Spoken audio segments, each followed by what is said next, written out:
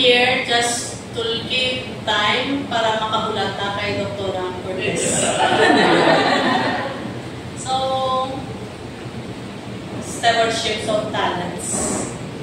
Those additional in my name has nothing to do with the talents that I have. So, like us in medicine, subsequently there will be additionals in our name. Wala na sila panangkulos. Value natin is how we use it. Okay? So, like the 3 servants, this is one of the parable used in the above.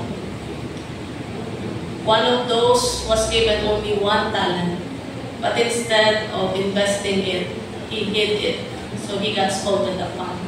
So biskan limited lang ang talent mo, use it for the glory of the Lord. So I hope my testimony would be able to deliver that. Kasi siya lang kay cellphone, ang yapon, nga notes sa kaya, ko may laptop. Okay lang. So, I am a middle child among 5 siblings, and I grew up not knowing kung diin ako. Hindi ka pwede kaaway sa magulang mo, hindi pag hindi mo maaway ang mangbod mo. So, I grew up in seeking affirmation of my parents. So, silang ako naging security. Okay? I was a daddy's girl. I grew up knowing that my parents have me. They will do everything for me and my siblings. So, I am a descendant of Spanish immigrants who came with this Augustinian friar brother, Father Fernando Cuenca. He's one of those statues sa San Sebastian Church. They went to Talisay City. They stayed in Talisay, went around Negros, teaching how to plant sugarcane and how to mill the sugar into molasses and muscovato. So basically, I am a Catholic. Okay, I am a descendant of that line. And I will not deny it, I will die as a Catholic. But my religion, neither your religion, does not define who you are. It is your relationship with the Lord who will define who you are. Okay? So I grew up, not even though Catholic kami, my dad was so busy. Same as kung ang complaint ng Harold, Kim is always busy. We fail to bring the children to church. I grew up like that. My dad was so busy. At 30 years old, he is the area director or district supervisor of a big bank in Visayas, not just Western, but the whole Visayas. He handles it. So, I did not know what's inside the church unless we are required to do procession during the Holy Week because we have that statue of Jesus de Pacencia. So we are required as a family to go there by our Spanish line ng mga family. So I was born at a time that my dad's career was growing, but by the time I could understand things, our life was shattered by a bank fraud subordinate that he introduced and promoted did sa bank. So, kilala din si Daddy sa mga Chinese community. He was blacklisted because he's the one who promoted that guy. Out of his fury, he resigned and went to the States, never thinking about us. That is the last family photo we have. Now we are still well off. Okay. So a family friend told my mom that my dad already found out where that guy lives in the States. I do not want to remember his surname para wala na lang kong bias actually. So my mom went after my dad in the States. So at that age, we were left alone. I was just in grade 3 when I was matured early because I have to enroll myself and my younger siblings. And I'm the one tasked to buy their snacks during recess. And sometimes I was also the one going with my yaya to pay the bills. Kami ang matumato lang, kumbaga. So my sister, the eldest there, was just 15 years old, and she took care of us. Definitely we have relatives who would come to our house, but they're not there to take care of us. They're there because my sister was so nice. Painom diri, kaon dito, lagaw diri, lagaw dito, ara sila. But when things are rough, we cannot find them. And my father's siblings also came, and they did not take care of us. They took care of my mom's jewelry. So I grew up knowing that even family members can be wolves. So as a defense mechanism, I changed my outlook in life. I don't trust anybody, and so is my face changed as well. That's why hindi ko amo na ka-approachable, galantaw ko anay before I approach somebody. My parents, who in 1 month could already get their green card, also went home because the mother of my sister's boyfriend then was already manipulating her up to a point of asking money, stating na investment daw, but it was an investment scam. So when my dad returned, he was expecting us as well to really be fluent in Chinese. We went to Chinese school, and he was Chinese. But we were not.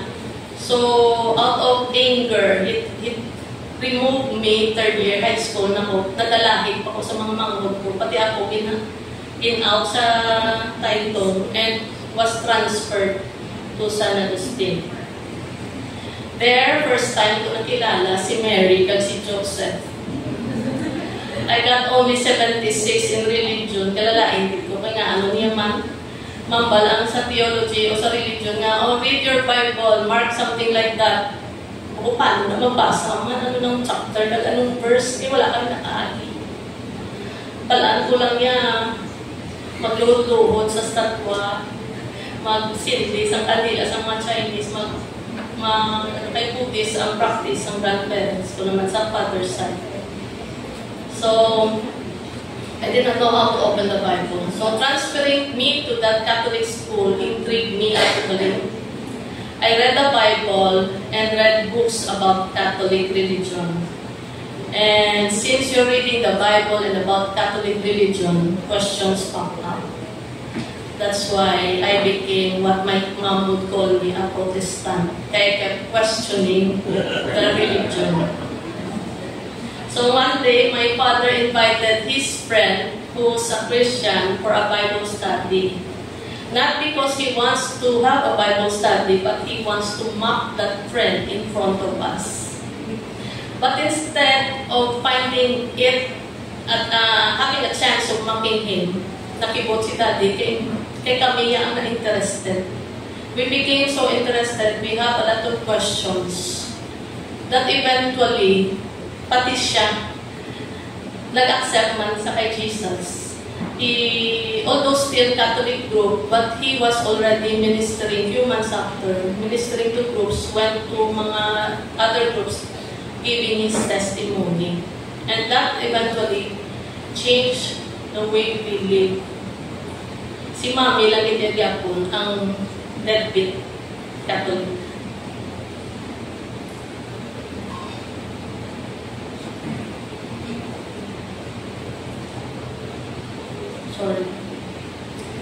So our business went down when I was about to take my board exam in medical technology.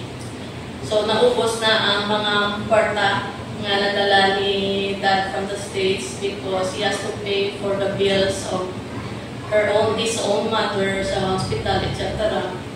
And ang sugarcane prices dropped so significantly that it really affected us. So, for me to be able to take the NMAT, I took a faculty assistant job in San Agustin immediately after passing the RMT board exam. So I'm the one who paid for my NMAT. Kaya hindi magbayad si mami, kaya ano kung i-gasto yan. So my plan to go into medicine was faced by ridicule from my parents na side. Kaya ano kung i-gasto. Kaya ginabalan mo ko nila, sige yun pa na, anong i-gasto ta? O ginaburden ko pa ko ng parents ko. But my dad never turned his back on me. So I went to Western Visayas. I was supposed to go to Cebu. But then, ang bakit kung i-Cebu, kung ma-burden na rin siya kasi malupog na mitbalaw. So sa West Visayas State University. And upon going there, supposedly ang story, hindi ako sa Cebu, miga ko rin sa West. But she said, okay ko pala sa West, kaya mapa-interview, tangan-duwa, send application. Ang ako ang nasa West, siya ang nasa Cebu. So, ang win-pray ko ito nga, Lord, pasudla ko, di ito mas barato, diya 4,000 lang mo. Ito kaya, giniyalis ka na ano pa, kaya, ginina mo ng 4,000. Kaya mo po dito, Lord, kung di mo ko nga mission, talaga. Magsalagi ko sa tawag na mission. So, I went to enrollment, sometimes with only just 4,000. Kung ano lang yung for tuition, ano lang yung kwarta, wala na extra, puli ka na yun, kaya pa mahagaran ka pa, wala ka niligas to. But the Lord sustained me. One reason why I made sure I will never fail or else I will just put the effort of my dad in vain.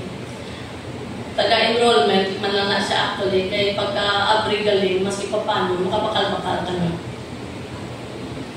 So, I survived medicine. One question sang aga, ano ang sa studies, ka makasurvive ka nun. Sa una, style, ang uso dito ang may exemption ka sa finals pagtag-as ang imong prelims, midterms. So, gina-make sure nung ganyan na tag-as, kaya kung final, exam na pila ka libro pa sa amon, di ba lang?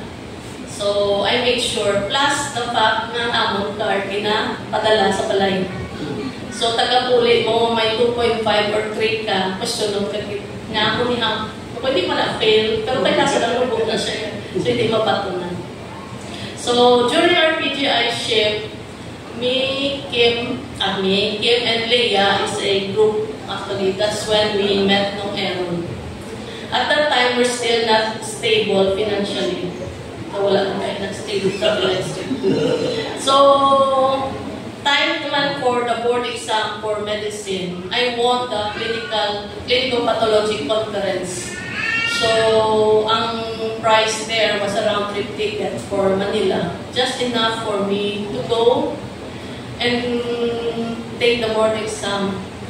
So, it was my sister, Lani, who paid for my condo. So, amo na siya nga grabe nga utang na sa mama ko. But I was so ashamed with my siblings because at 24, same as you, medical students, kapangayon patatyapon. I thought when I go into residency program, I could earn already. But no, during that time na nagsulod kami, there was only one JO position, and that JO position only have 6,000 as salary. Imagine, 2,000 a month. So, nahuya na dito ko. At 27, I'm still asking my dad for an allowance. And even my cell phone number was under my dad's name. Wala ka ng financial statement, di ba, before mga matagad yung financial statement. Wala kasi na 27. Sa muna yung 27, ano na itong pang-ubra sa mga kumagulang ko, ako yan. Wala pag-yak ko. So, I said na kung makagraduate ko, that ako lang bahala. So, nagputang sa ulo. Kim and I got married when I graduated my residency program, 2007. But my chairman said that I should stay for exigency of service. Kaya tatlo lang kami kaya residence. Imagine, Corazon Luxin, tatlo lang residence sa anesthesia. So you have to stay for exigency. But then I told my boss, kapal ng mukha, kung gusto mo ko yung pagtineronde, allow me to learn nerve block technique. Ang sabat man ni boss sa akon, sino yung matudlo si mo di? Hindi kami na yakabalo. See, I told him, I'll just teach myself, but allow me. Since I'm always at the top 5 of the in-service exam, he gave his trust on me. Kaya ba ko siya, boss, natakaan ako nga sige lang kita yung inaaway. I am ortho anesthesia. Kaaway lang tapermi. Jack wax, no? Na because of those amputations, na hindi maubra because anesthesiologist does not want na hindi pa stable. So I said, allow me to learn and then let's find out. So I did. Okay. An opportunity opened for me in 2009 to be the first Filipino regional anesthesia fellow in Singapore, supposedly. But when I was already set, my dad had an MI, so I chose him over my career. But God opened windows for me. The hospital in Singapore made an outreach program. They sent the faculties over to me every year. Then I would go to international conferences to learn further. I was happy for how God paved ways because I was able to train while still being with my children. I don't think I can afford to be away more than 2 weeks sa mga bata. I was called again by Singapore for training. But then again, my dad's heart failed. So I brought him first sa heart center. All the while, abi ko, kung naahon ko siya pa-angioplasty, makalakat na ko. Kaso lang, pag angioplasty niya, na-stroke siya. So wala na lang ko naglakat ever. My Indian faculty told me, you don't really need a fellowship. You've been doing this for several years already. If you're gonna go there just for the certificate, you don't need to.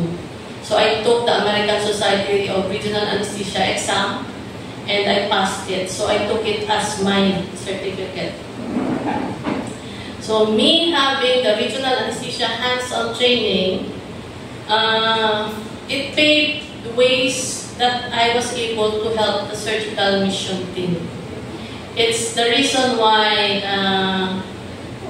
Dr. Joby would bring me to the outskirts, to places that I don't know existed, no? So, they are more poorer than us. Before, I really would complain, nga ako man in Pilipinas, nga ako man nga ako lang sa Corazon, nga wala mo ni, wala mo na. But then when she brought me to Africa, when I was able to go to Nepal, I would say, sige, salamat, kaya ako sa Pilipinas. Okay? So one time, we were sent to Nepal. Ano ba ito ka hospital? I forgot the name. Chowdhury. Basta mo na siya. Chowdhury Hospital. So we are, is entry is Kathmandu, then you have to get a 2-hour flight. Pass by Mount Everest. So I've been to Mount Everest, the peak of Mount Everest, nakita ko na through the airplane. So, and then after you arrive at the airport, may 6-hour pang land trip. So imagine the area pang Agyan in Nepal. So amo kita siya kung ano nakita niyo sa YouTube ako na may bus pa nga di pa magkitid-kitid na di pa paking-paking pang amin. So pero nga ba kung Lord intala mo kami din, make sure papuligon mo kami. So during that trip, Kim even told me, ay, ano nang ginadala mo nga kalabos, ang ginabitbit mo nga tsokolate at biscuit. Ang bako, it's for the kids na pwede ko mamit to. May daw manol ba, may alat ginato. Kung di ako daw may nagabagtik sa akin, paklot ko niya. So nga to, ng mission bag at ako, puno na siya sa candies, biscuits. But when we arrived sa hospital, hindi pala ni hospital, when we arrived there, manaog kadali sa home spa, sa cliffside, nga kung saan paalagyan ng kanding, lang hindi makaagi sa tatlo. Sige, mapulahan nga ako ba, manong nilid dito, may laki may karga doon. So, imagine ko lang sa mga magkarga sa doon. And then after sa coach spa, may 1 kilometer hanging bridge kapag hindi taas-taas. O ikasana doon, maligid ka to, Then pagkatapos, hindi pa yun yung hospital, masaka kapag hindi yan. Kaya itong hospital sa Babaw. When we reach there, ang ilang OR, namin man ang trigger, man ang machine, but wala oxygen. There, I really enjoyed being a regionalist. Kaya iskan, wala niya sa amunin, I can do it. That's the beauty of regional anesthesia, just in case you want to do further training. Alala si Bethel. Anyway, during that mission, there were 2 atheist surgeons who went with us. They have no empathy towards the patient. They would do surgeries or damo sila mga boils, kaya ginalok lang. And the children would really be okay. Kita nilang biskwit kag ang tsokolate na ginakaptan ko. So, gina-endure nila ang sakit. Kaya tungod after that, ko sa kilid, magkakad, tsokolate kag biskwit. So, ang bako sa Ginoo, grabe kami na Lord nung kung wala ng tsokolate kag biskwit, puro niyang agonia ang mapatsagan sa mga bata. So, hindi ko schizophrenic at base ko rin mabal mo sino nag-autic-autic sa akin. So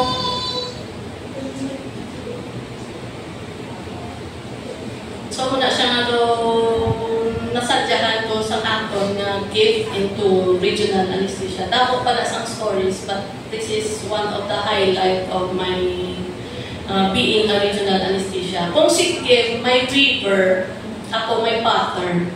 Ang weaver, medyo hindi sakit, di ba? I-weaver lang ka.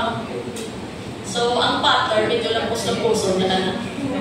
So, in terms of mga trials and tribulations, I have them.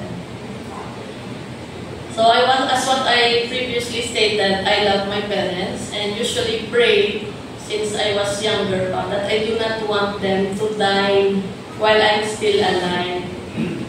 They became my idols. So, my parents getting sick was the most painful time of my life. And the Lord knows that my greatest fear was losing them. So I was so depressed. And I tell you, the worst advice you can tell a person having this depression or during the deepest moment of their life is, kaya mo na, Day. That was told to me by a friend. And when I told her that, isang na-stroke man si Mama yan, bago naman ba na hindi ko na pagambalik, hindi kapag na ko sa napatsyagan mo balik before. Kaya balan mo ko kaya mo, natin subong kaya ka. No?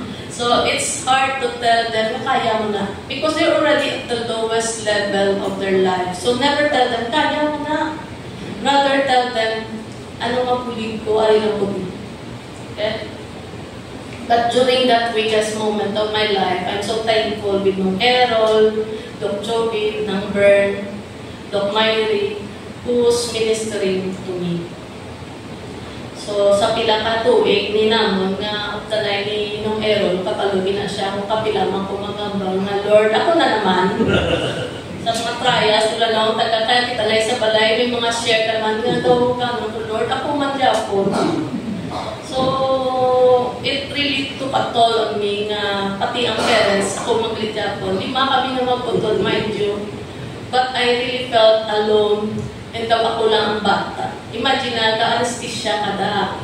Kahibi siya sa dalong. Pupod niya mangol mo, pero hindi siya sa mangol mo, ikaw siya po. Di man na kada, tama na. So, me being an alpha female did not want to burden anyone. Especially Kim or my sisters. So, eventually, I overworked myself because, You don't want to burden anybody. It took a toll on me that I felt so alone and useless. Useless because it was me who decided who will be the physicians of my mother. Na nag-complicate. She came in with embolism, pulmonary embolism, but we went home comatose with renal failure. So kalayo lang. So that's a different story. So the process of losing them 1 year apart was so painful to me. Mas masakit sa akin si Daddy kay for 8 years nakita ko ang dementia and ang Alzheimer's killing him eventually. Even the death of my mom is a different testimony. Wa ko can testify. Abi na mo mapatay na nabuhi-liwat. Di ba? Mabala, mag-prepare na lang tasang to form dog. The next day, nagkaon. So it's very, lain na siya ng testimony.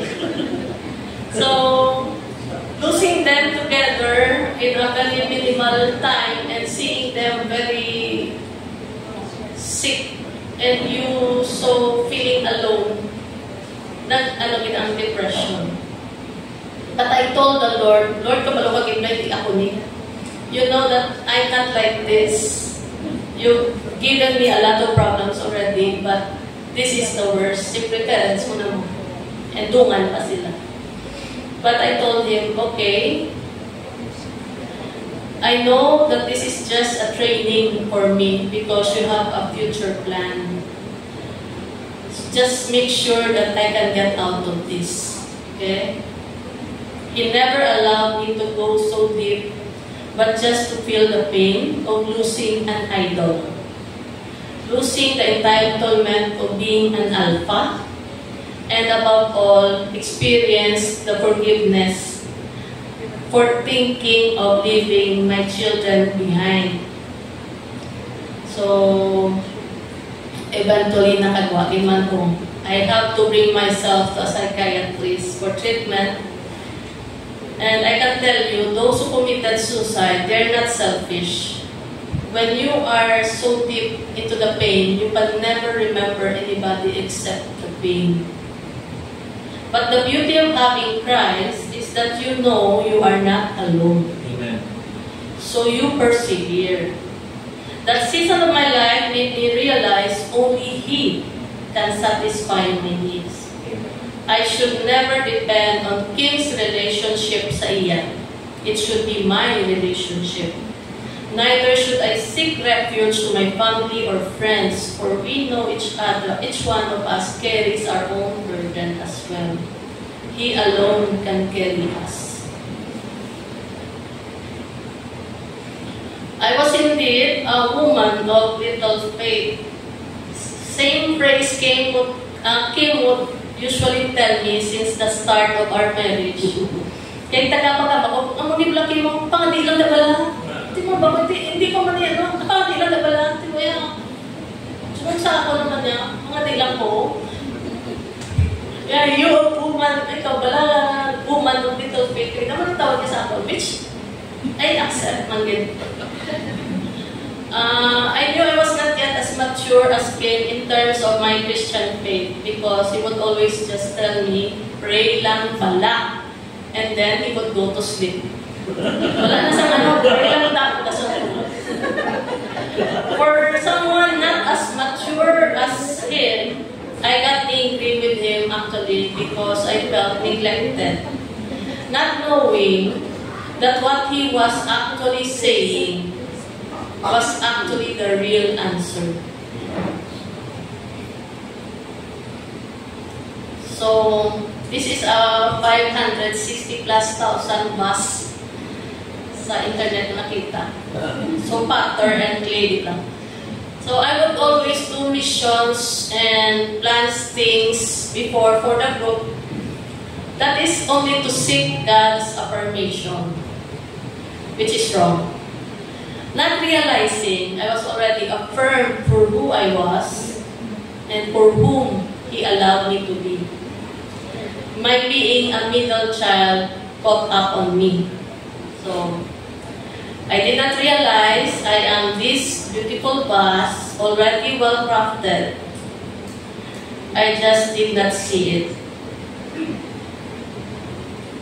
So, that beautiful piece that God made, not realizing her value, was broken when trials took over me. I quit my job because of my depression. I turned back from my profession and went into business. That opening of the business is also another testimony. Financial. But the business was meant still for His ministry. I opened Lil's Diner not for my financial gain, but for an avenue to minister to younger doctors and to have a venue of meetings sa group. Okay? So as what I said, I'm not schizophrenic. When I opened that business, I know God led me to do it. I have nothing in my pocket, but here comes money flowing in just for that. Okay? I might have been broken because of my human weaknesses, but throughout those trials, He never left me. He made me feel that He alone carries me. So, though broken, I can feel the Lord is providing me with golden treasures to patch me up again. He gave me a business to heal myself and see myself work. He gave me obligations in the subdivision that I became the president now. Then I was elected to be a part of a national society, which I am now also the president. I was also nominated to be a council member of the Philippine Board of Anesthesiology.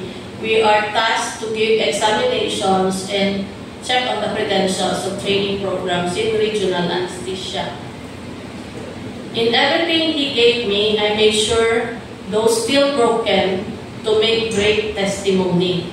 So I dedicated my service to glorify His name.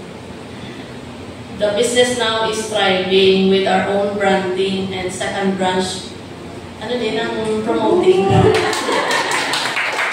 Wala ko na lang ibutan ang agad. Ang branding, kay kasi karoon promotion.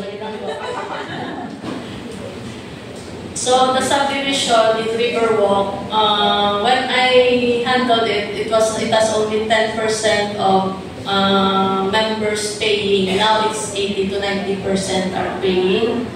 We used to have swimmers na frogs, tadpoles sa swimming pool.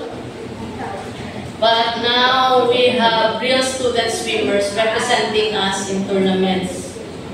From having no basketball court, we just got one few months ago, and a fully air-conditioned clubhouse, and lot value doubled from 6,500 to 14,000 per square meters now. That is also another testimony because we only have 200,000 pesos as a subdivision when I handled it. And we usually pay almost 300,000 a month. And I always told my board directors, salig lang pala, mapangitaan, tali paagi, ang Ginoo na lang na-provide. And indeed, He provided a lot.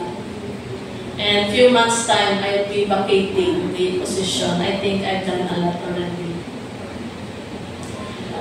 Our society is now internationally recognized. Another testimony, we also don't have money. We are a very young society with a very minimal number, 100 plus last year, 2 years ago. So we had an annual convention in Clark last January. The budget was 2.2 million, but fake lang yun, 200,000 ang kwarta namin. We went to Clark and booked the hotel. Salig lang sa Ginoo. Ang wala na haba, let's just trust. I know the Lord will provide. We were told to have a convention November.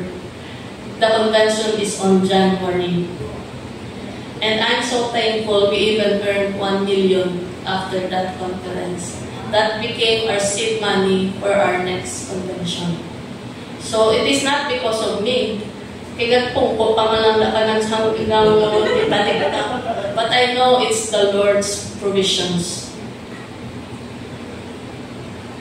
But these are not my greatest talent that I am stewarding. I believe it's my children and me being their mothers that is my utmost talent. And also, tugang ko na lang ang pagiging asawa ni Kim. I can tolerate his idiosyncrasies. I am the woman behind him. So, kapiyong na lang sa tayo. My children saw me broken, but they also saw me how God patched me up. So your perfection comes from the Lord. In everything you do it because you are serving Him. Then you will see how you make your talents reap benefits. Now I believe I attained the maturity that my husband already have. Both of us now leads to the Lord for provision and even for justice. Though recently struck with the most painful incident in our lives, we pray. If I was not broken first by the Lord, I believe I will not be here in front of you. You will be visiting me and sending me food there in BJMP. So remember, even if you felt the Lord is neglecting you or testing you or whatever, know that He does not. He was simply preparing you for something big. I usually would tell my children, be the Lord's warrior. Fight the battles you are facing, knowing that the Lord is with you, and each battle scars meant you are ready for something greater, ones that you will really win. Not because of you, but because God is with you. So, do you know what's